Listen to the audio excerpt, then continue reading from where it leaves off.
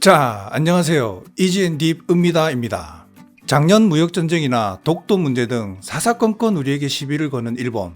일본은 왜 자꾸 우리에게 시비를 거는가 궁금하시죠? 지금부터 이해로 나누어 지금도 수많은 아베들이 살고 있는 일본의 야마구치현을 중심으로 시작된 한일 근현대사의 비극에 대해 알아보겠습니다. 내용이 제법 길어 1, 2회로 나눈 점 널리 양해 바랍니다.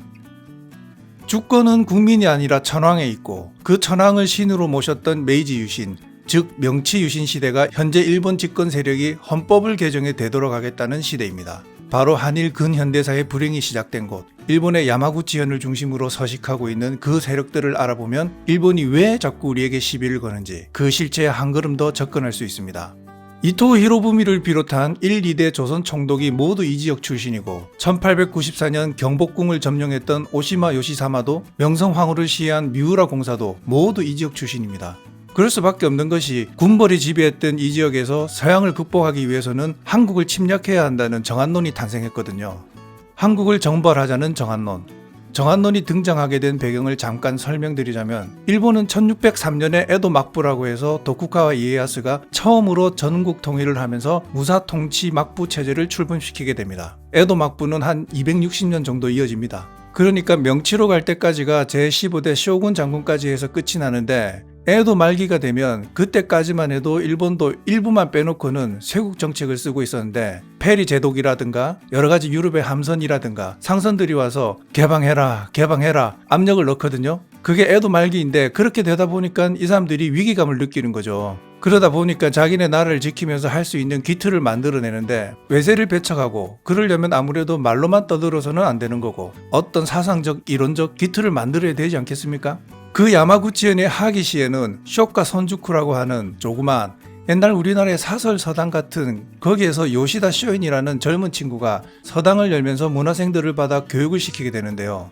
서당에서 학생들을 모아놓고 요시다 쇼인이라는 사람이 어떤 주장을 하느냐 하면 일본은 작은 나라다. 언제 외세의 침략을 받을지 모르기 때문에 국방력을 키워 다른 유럽 열강들이 식민지를 개척하는 것처럼 일본도 영토를 넓혀 크게 확장해야지 서구의 제국주의 국가들에 대등하게 맞설 수 있다면서 가까이에 있는 한국부터 시작해서 만주, 중국으로 이렇게 해서 정한론이 나오는 거죠.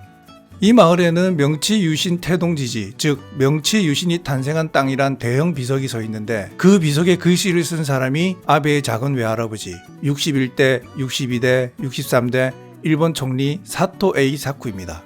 그리고 정한론을 받들어 조선 경복궁을 가장 먼저 점령했던 오시마 요시사마가 아베의 외고조부이죠. 기시 노부스케, 바로 괴뢰국인 만주국을 설계한 사람인데요. 그로 인해 A급 전범으로 몰려 수감이 되었다가 풀려나는데 풀려나서 더더군다나 공직도 복귀돼서 수상까지 하고 수상까지 했다가 미일 안보조약의 개정을 추진하는 것을 계기로 당시 미일 안보조약에 반대하는 세력이 많았기 때문에 일본 기독교계와 민중들의 대규모 군중 시위인 안보투쟁을 불러일으키면서 국민의 비난을 받고 총리직을 물러나는 그런 과정을 겪었던 그 사람이 쇼와의 욕이라고 불리며 굉장히 검술이 뛰어났다던 바로 그 사람이 아베 신조의 외할아버지입니다. 자민당이 1955년에 생긴 정당인데 중간에 5년 정도 민주당이 정권을 잡은 걸 제외하면 60여 년 쭉 집권하게 됩니다. 인구 100만 단위인 야마구치현, 이곳에서 일본 총리만 8명이 배출이 됩니다. 인구 1000만 단위의 수도 동경 출신 총리가 4명에 불과한데 말이죠. 1985년 1월 28일 미국 로스앤젤레스 A&M 레코딩 스튜디오에는 당대 세계 최고의 인기를 누리던 그야말로 월드 팝스타 45명이 모여 노래 한 곡을 녹음하게 됩니다. 아프리카 난민을 위한 자선 기금 마련을 위해 너무 유명해서 다시 또 모이기가 너무 어려운 이들이 10여 시간이란 긴 시간을 철야로 강행해서 녹음한 그 곡이 바로 We Are The World이죠. 이 곡은 4주간 정상을 지켰으며 2억 달러를 모금하며 동시대 지구인들에게 인류애라는 감동의 눈물을 일깨워준 역사적인 작품입니다. 인류 전체가 C19라는 커다란 대재앙을 겪고 있는 이 시기에 우리 한반도를 식민지로 삼고 그들이 영광의 시대로 기억하는 명치 유신 시대로 되돌아가고자 발악하는 이들의 지극히 개인적인 가족사이자 특정 지역만의 집단 기억을 목도하며 다시 한번 We Are The World라는 곡을 떠올려 봅니다. 자, 아쉽지만 다음 편에는 정한론과 정한론을 주도했던 일본의 우익 세력들에 대해 이야기해 보도록 하겠습니다. 이상 현재 시사를 쉽게, 지난 사건은 깊게, 은미다였습니다. 많은 구독과 좋아요 부탁드립니다.